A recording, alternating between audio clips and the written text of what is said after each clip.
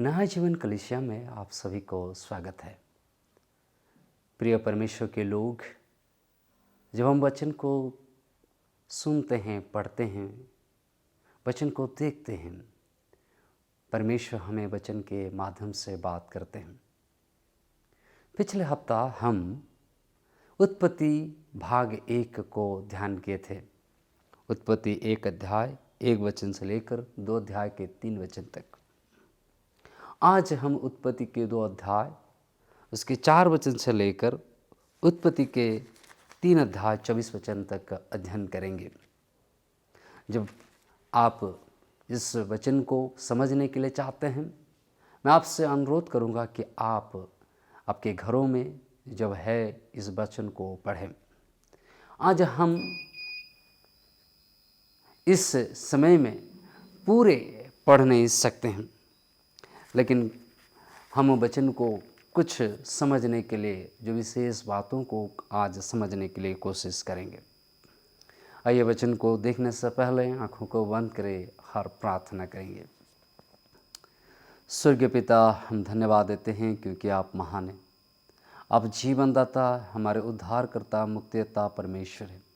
आपने हम सभी को परमेश्वर आज की सुबह को दिए हैं, आज के दिन को देखने में दिए हैं, इसलिए धन्यवाद करते हैं।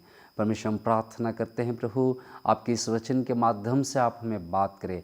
आप हमें परमेश्वर प्रभु आपकी गहराई को समझने दया करें और परमेश्वर आप कृपा करें।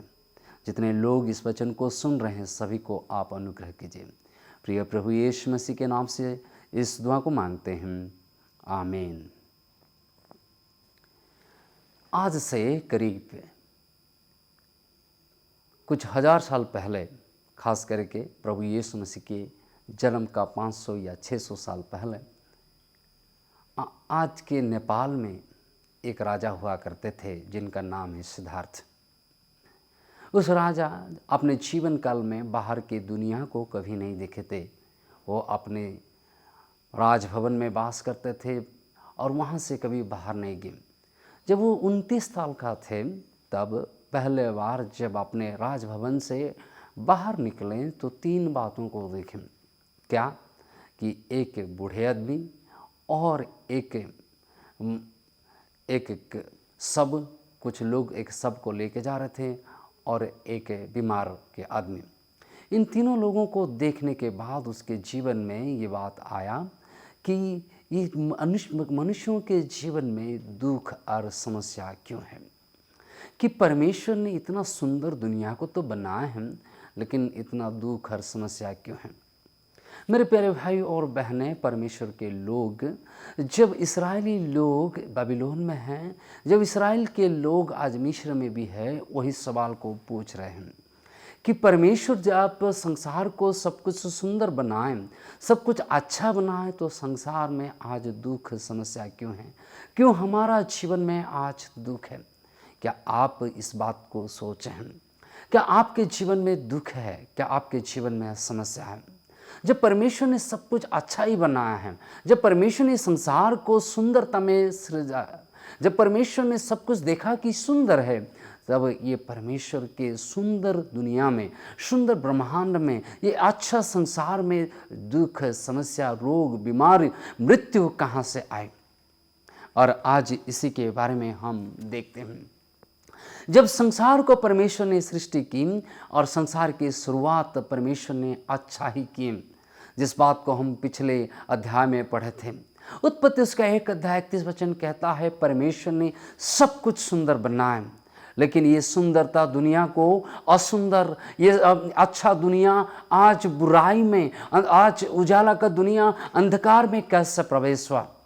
और इस बात को देखने के लिए प्रभु का पवित्र आत्मा, परमेश्वर के पवित्र आत्मा प्रभु के दास को इस बातों को आज दिखा रहा है कि ये संसार में दुख तकलीफ, ये संसार में मृत्यु कब और कहाँ से शुरू हुआ। इसलिए मैं आपके लिए आज उत्पत्ति उसका 3 अध्याय 1 से लेकर कुछ वचनों को मैं अध्ययन करूँगा। उत्पत्ति उसका 3 अध्याय 1 से लेकर आज हम पाठ करेंगे 7 वचन तक।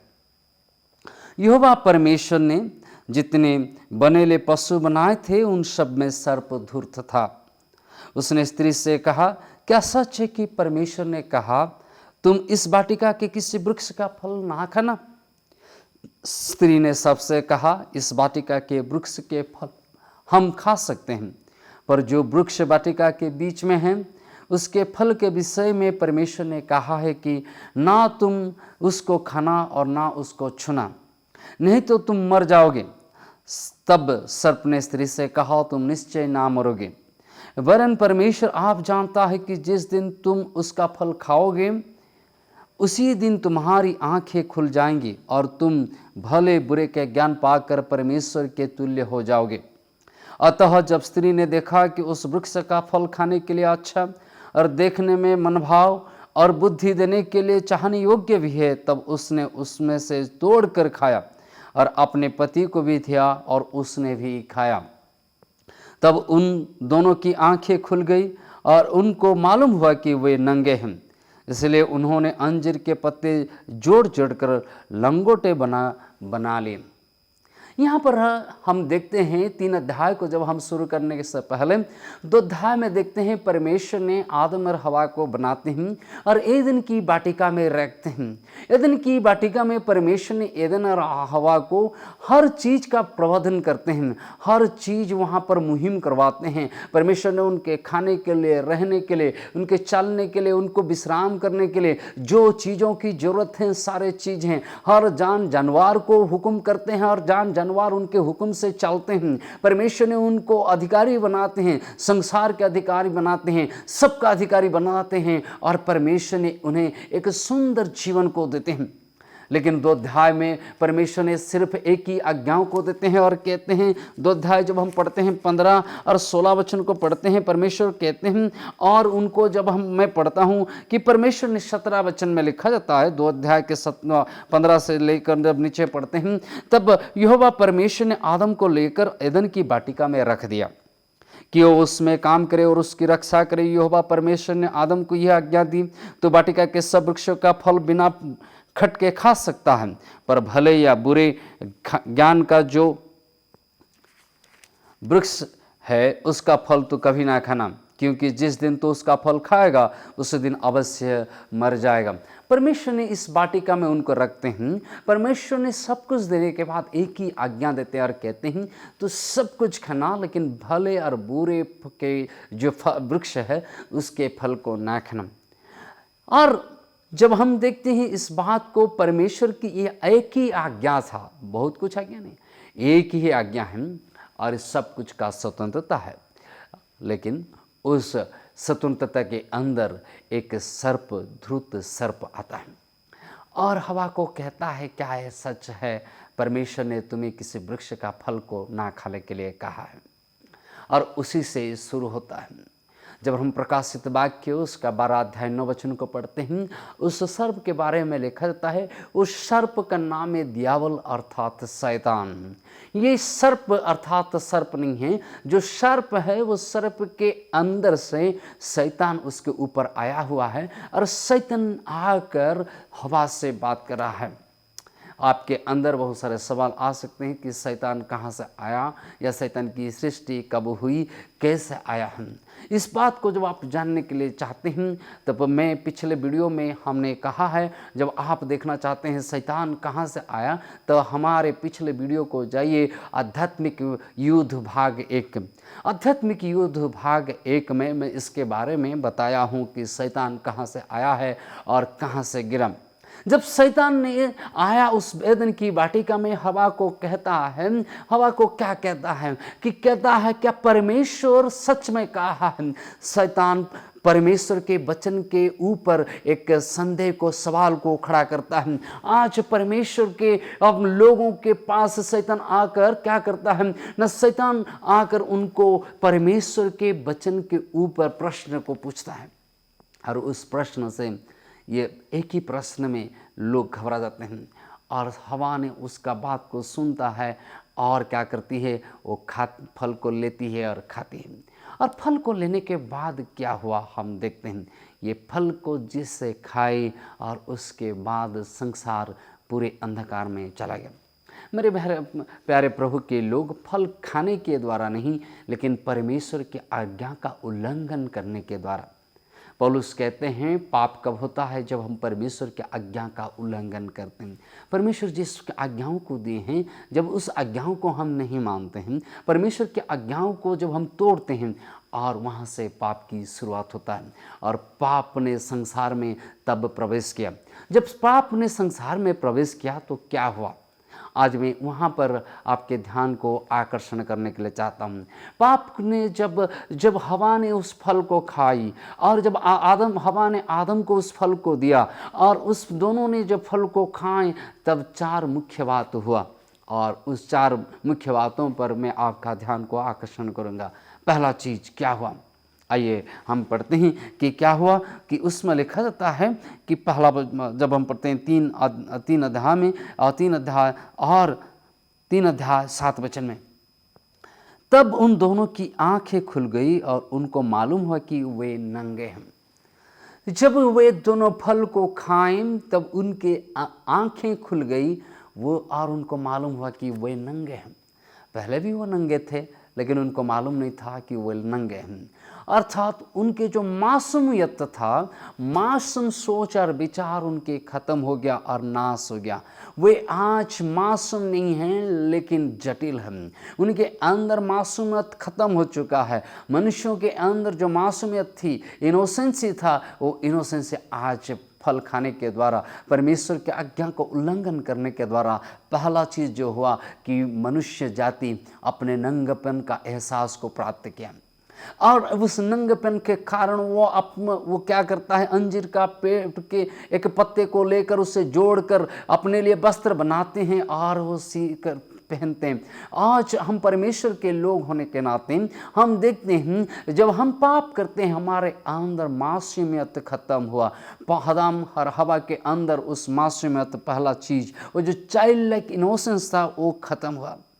और वो चाइल्ड लाइक इनोसेंस उनको क्या करता है, उनको आज परमेश्वर से दूर करता है। जो इनोसेंस उनकी खत्म हुई, मासूमियत खत्म हुआ, उनके अंदर जटिलता आई, उनके अंदर पाप प्रवेश किया, उनके अंदर और नंगापन दिखाई दिया कि हम नंगे हैं। कि आप अपने आप को देख सकते हैं, पाप आपके नंगेपन को प्रकाश करेगा, पाप मेरे नंगेपन को प्रकाश करेगा। पाप करने के बाद जितने भी हम छिपने चाहें हम छिप नहीं सकते, क्योंकि पाप हमें नंगा करता है।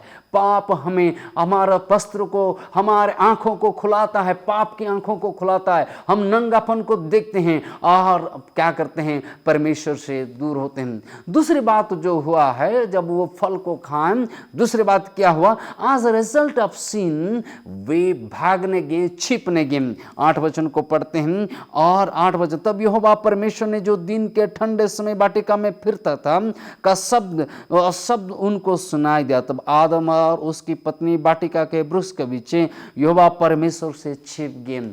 दूसरी बात जो पाप आने के द्वारा हुआ, वो वे दोनों परमेश्वर से छिपने के लिए कोशिश किए। क्या आप परमेश्वर से छिप सकते हैं? प्रभु का वचन में भजन संहिता 139 में लिखा गया है, मैं कहाँ जाऊँ, जहाँ पर भी मैं जाऊँ वहाँ पर आप है। कि मैं आप पानी के नीचे क्यों ना जाऊँ, मैं आकाश में क्यों ना उड़ूँ, मैं जहाँ पर भी जाऊँ परमेश्वर वहाँ पर है। लेकिन परमेश्वर का वह सब जगह पर विद्यमान होने पर भी आज आदम और हवा परमेश्वर से छिपने के लिए कोशिश कर रहे हैं, परमेश्वर से भाग रहे हैं। ईसाया उसका 49वां अध्याय उसका वचन 2 में प्रभु का दास ईसाया कहते हैं, पाप ने तुमको परमेश्वर से अलग किए हैं। पाप आज आपको और मुझे अलग किया है। पाप के कारण आज हम परमेश्वर से छिप रहे हैं। आप और हम आज परमेश्वर के सम्मुख को नहीं आ पाते, क्योंकि पाप हमें परमेश्वर से अलग केवल नहीं करता है, हमें अपने आप को एक शर्मिंदा करवाता है, अपने आप को एक ऐसे परिस्थिति में लेके देता है और कहता है परमेश्वर के सम्मुख में मत आओ और परमेश्वर के चरणों में अपने जीवन को मत रखो, प्रार्थना ना करो, सेवा संगति में मत आओ, प्रभु के सानिध्य में मत आओ। आपको कहता है और मुझे कहता है कि प्रभु के सम्मुख में ना आने के लिए पाप हमें परमेश्वर से दूर करता है, मेरे प्यारे भाई और बहनें। लेकिन जब 9 वचन को हम पढ़ते हैं, 9 वचन में लिखा जाता है, उत्पत्ति उसका 3 अध्याय 9 वचन में इस प्रकार लिखा जाता है, तब यहोवा परमेश्वर ने पुकार कर आदम से पूछा, तू कहाँ है? हे मेरे प्यारे, परमेश्वर परमेश्वर के लोग इस बात को याद करें, जब आप जितने भी को छिपने के लिए चाहें, आदम और हवा छिपने के लिए कोशिश किए, लेकिन अनुग्रहकारी परमेश्वर उनको पूछते, उनको ढूंढते और कहते हैं तू कहाँ है। परमेश्वर हमारे तलाश लेने वाले परमेश्वर है, हमारे ख्याल करने वाले परमेश्वर हैं, हमें प्रेम करने वाले परमेश्वर है। यह ऐसा नहीं कि जब हम छिपने के लिए कोशिश करते हैं, जब पाप के कारण हम अपने नंगेपन के कारण वृक्षों के पीछे हम छिपना चाहते हैं, परमेश्वर हमें पुकारने के लिए कोशिश करते हैं और चाहते हैं कि तू कहाँ है। आदम और हवा को परमेश्वर ने पुकारते हैं, कहते हैं तू कहाँ है। परमेश्वर दयालु है और वो क्या करते हैं, उनको पुकारते हैं। परमेश्वर आज भी आपको और मुझे पुकारते हैं। आज हमारे जितने लोग आज इस वीडियो को देखते हैं, शायद आप अभी तक परमेश्वर की इस आवाज़ को सुनकर परमेश्वर के सम्मुख में नहीं आ पाए हैं, या बहुत सारे लोग ऐसे होंगे आज पहले बार परमेश्वर की आवाज़ को आप सुन रहे हैं। जब परमेश्वर आज आपको भी उस बुलाहट कर देते हैं, पर प्रभु यीशु इसलिए संसार को आए ताकि आपको और मुझे उस बुलाहट में लेकर दें। वो बुलाते हैं, क्रूस से बुलाते हैं। क्या करके कहते हैं, वो कहते हैं हे सारे दबे हुए लोग, हे सारे परिश्रम करने वाले लोग, मेरे पास आओ, मैं तुम्हें विश्राम दूंगा। आपका पाप कितने भी गहरा क्यों ना हो, आपके पाप कितना बड़ा क्यों ना हो, आप कितने भी अंधकार के जीवन में क्यों ना जिए, आपके समस्या कितना गहरा क्यों ना हो, आपके रोग और बीमारी कितना बड़ा क्यों ना हो, परमेश्वर आपको पुकारते हैं। परमेश्वर कहते हैं तुम कहाँ है। हे आदम को कहते हैं तू कहाँ है। परमेश्वर ढूंढने वाला परमेश्वर है,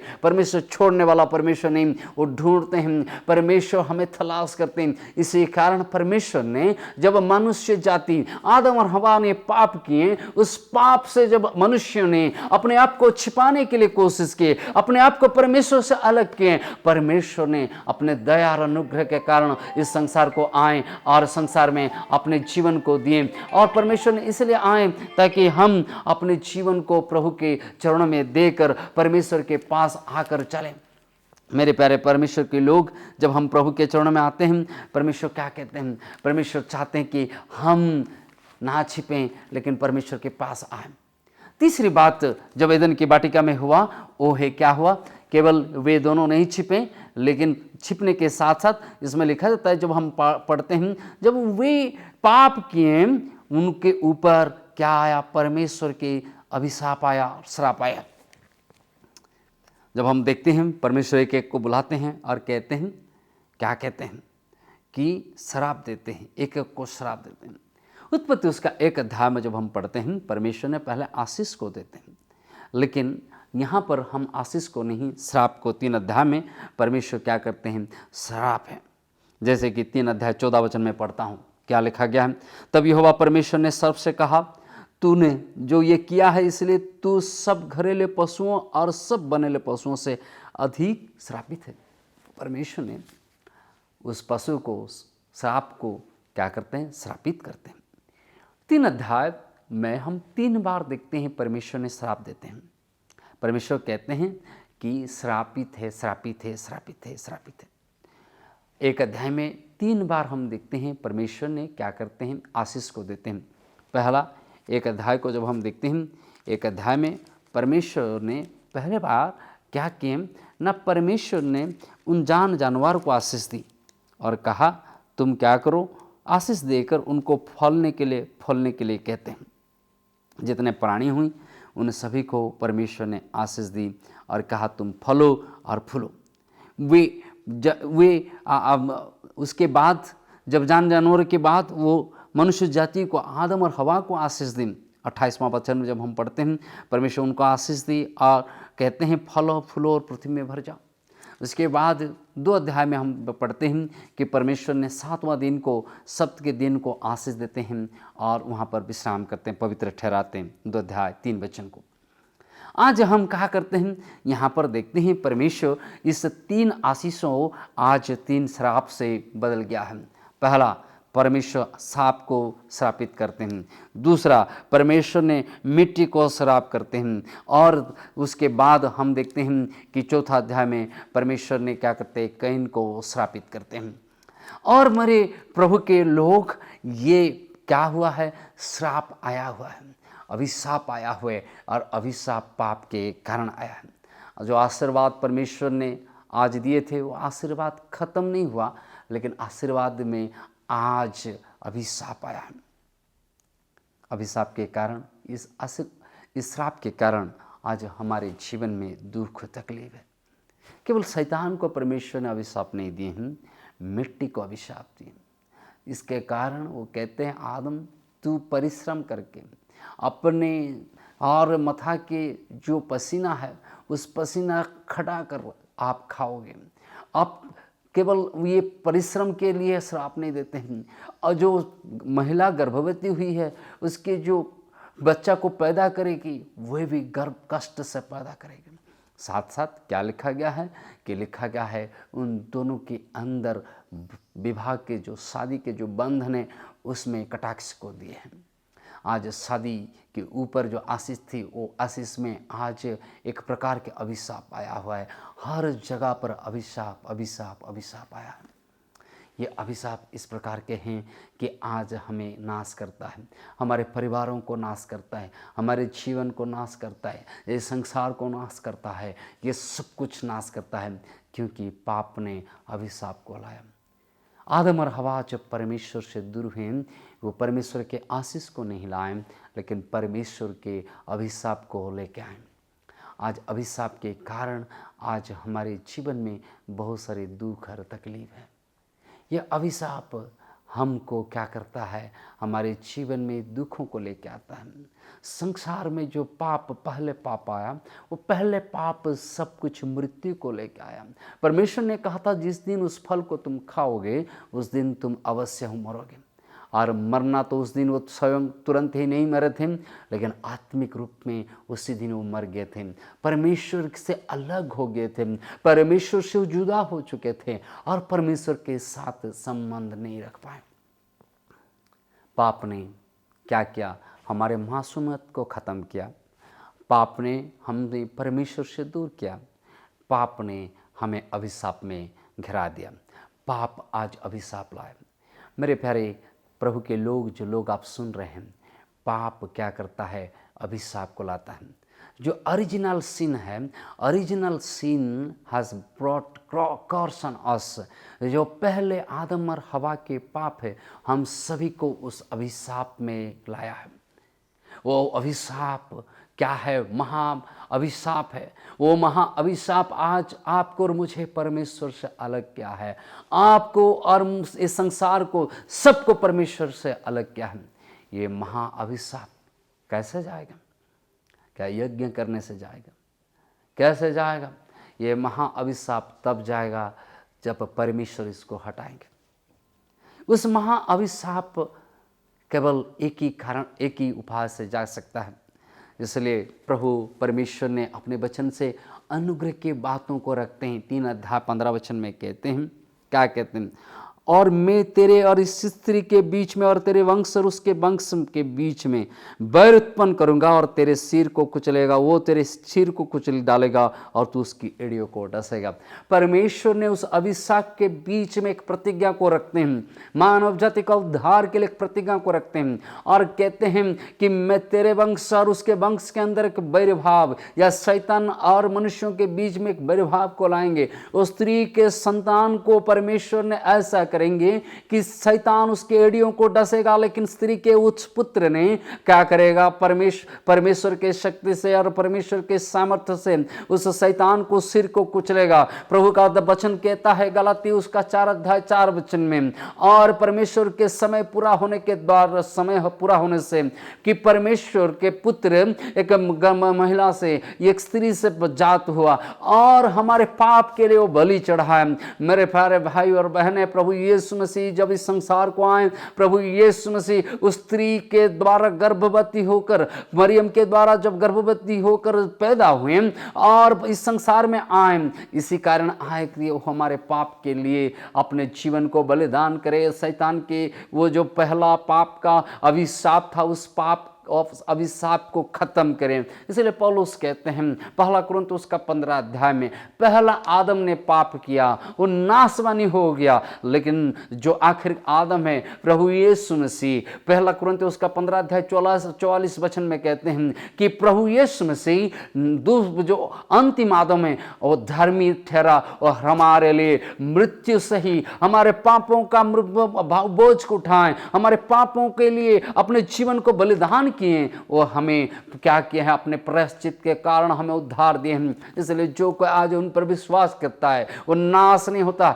परंतु अनंत जीवन को प्राप्त करता है। इसलिए ये सुसमाचार परमेश्वर ने इसलिए दिए हैं, सुसमाचार इसलिए आया हुआ है कि ये पहला सुसमाचार परमेश्वर ने उत्पत्ति उसका 3 अध्याय 15 वचन में देते हैं, जिसको हमारे पूर्वजों से प्रभु के दास लोग पहला सुसमाचार के रूप में मानते हैं। इस अभिशाप के अंदर भी परमेश्वर ने सुसमाचार को दिए हैं। पाप के बीच में जब मनुष्यों ने छिपने के लिए कोशिश की, परमेश्वर ने उनको एकत्र करने के लिए, ढूंढने के लिए कोशिश की है। परमेश्वर ने हमें ढूंढ रहे हैं, परमेश्वर ने हमें बचाने के लिए उस सुसमाचार को पहले से ही सुसमाचार का प्रतिज्ञा को दिए हैं, और सुसमाचार को प्रतिज्ञा के रूप परमेश्वर ने अपने पुत्र को भेजे ताकि जो कोई उस पर विश्वास करेगा, प्रभु यीशु मसीह पर जो विश्वास करता है वो नाश नहीं होता है। प्रभु यीशु मसीह का आगमन इसलिए हुआ ताकि वो हमारे पापों के खातिर अपने जीवन को दें और उसने हमारे पापों से हमें बचाएं। इसलिए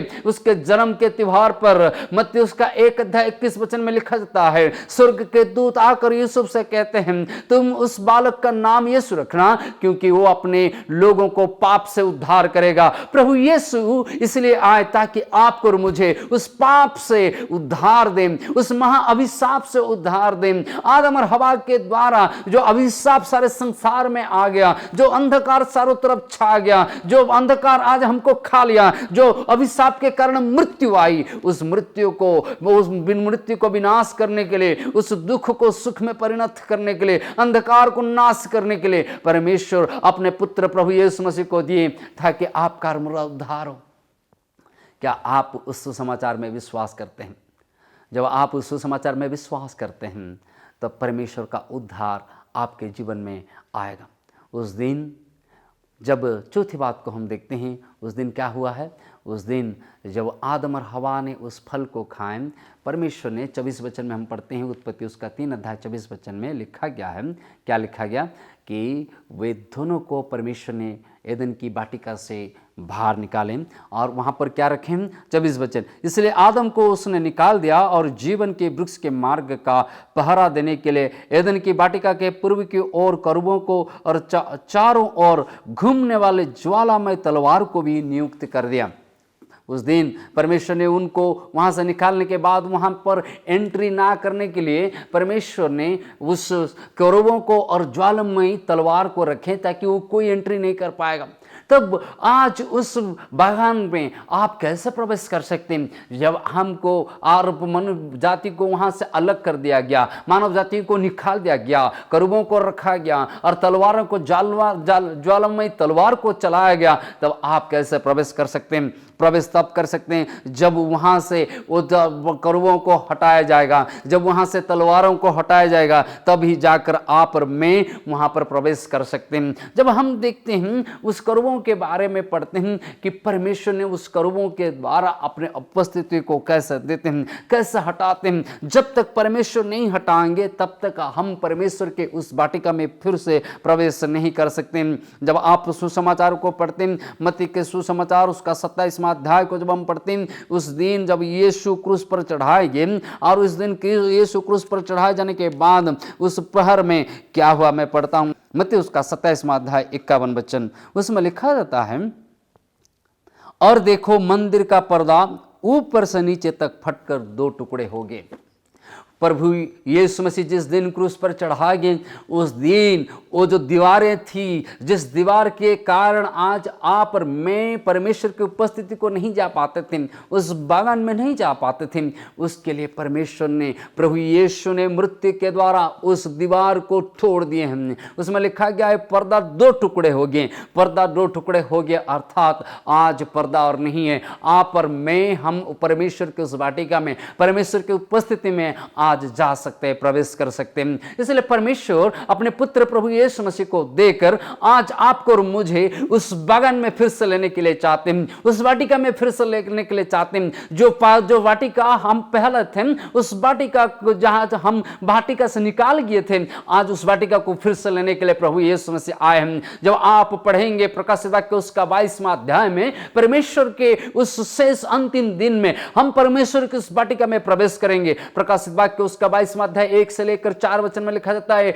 हम जीवन के वृक्ष का फल को खाने वाले हैं, उस एदन की वाटिका में फिर से प्रवेश करने वाले हैं और उस जीवन के स्रोत के पानी को पीने वाले हैं, परमेश्वर के संग संगति करने वाले हैं, परमेश्वर के संग हमेशा के लिए रहने वाले हैं। क्योंकि परमेश्वर आज जिस वाटिका से हमको अलग किए थे, वो वाटिका से आज हमको जुड़ाने के लिए अपने पुत्र का बलिदान करने के द्वारा उस पर्दा को, उस तलवारों को, उस करुओं को हटाए हैं और आज आप और मैं उसके साथ संगति कर सकते हैं। परमेश्वर आज आपको और मुझे उस संगति देने के लिए चाहते हैं। एदन की वाटिका में मनुष्य परमेश्वर से अलग हो गया, लेकिन गलगथा की उस पहाड़ पर प्रभु यीशु ने अपने जीवन का बलिदान करने के द्वारा मनुष्यों को परमेश्वर से फिर से मिलाया है। वो हमारे मेल के परमेश्वर है, वो हमारा मेल मिलाप करने वाला परमेश्वर है। उनके बलिदान के कारण आज हम परमेश्वर से मेल मिलाप करते हैं। क्या आप परमेश्वर से मिलने के लिए चाहते हैं?